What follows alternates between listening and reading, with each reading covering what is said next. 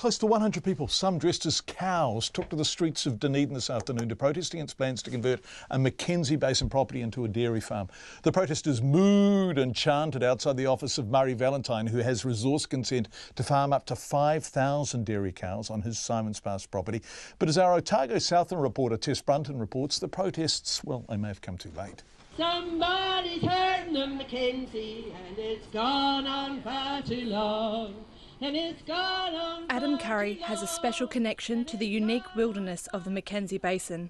As a child, he spent his summers camping and winters skiing in the region. Now as a protest spokesperson, he says he's fighting to keep those memories alive for future generations. There will be incredible amounts of fertiliser. He's going to pump thousands and thousands of water into the Mackenzie Basin, and it would just destroy the wildlife there. Would massively be, most of it would be destroyed. It would never be able to be reclaimed on public land again. In a place like the Mackenzie and the Waimak are the most inappropriate places to farm in Aotearoa. So if the consent's going to be drawn, and if farming's going to start here, then when does it stop? He says there are some areas that should not be converted to dairying. The Octagon is no place for cows. There's a place for cows, there's a place not for cows, and the Octagon is no place for cows, and neither is the Mackenzie. The rally was organised by Save Our Water, Otago Southland and Greenpeace, but plenty of others joined in.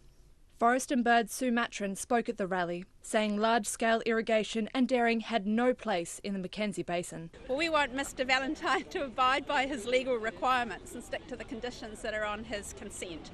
And we're currently working with our lawyers to make sure that that's happening, because at the moment he is being a little bit disdainful about the consents that he's got and not meeting the legal requirements that he should be doing. After speeches, the group took to the streets, marching up the hill towards Mr Valentine's office. The protesters chanted as they climbed several flights of stairs to his office, only to discover it was locked and no one would open the door.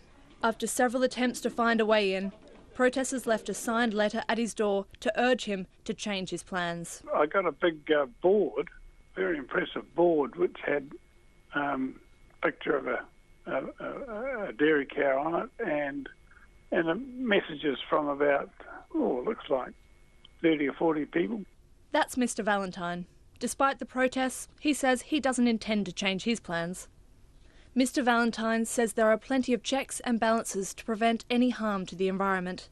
And then we get to the stage that we've now got an operational dairy farm. We've got cows on the ground. We're calving at the moment.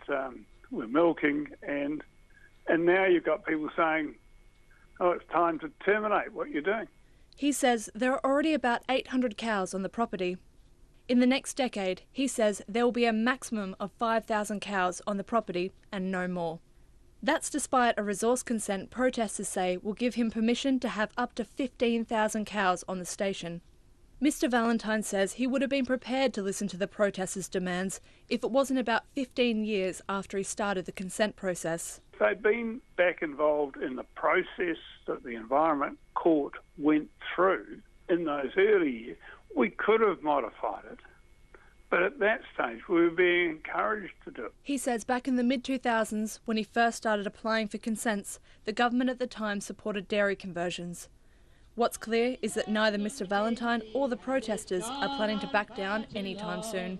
In Dunedin for Checkpoint, this is Tess Brunton.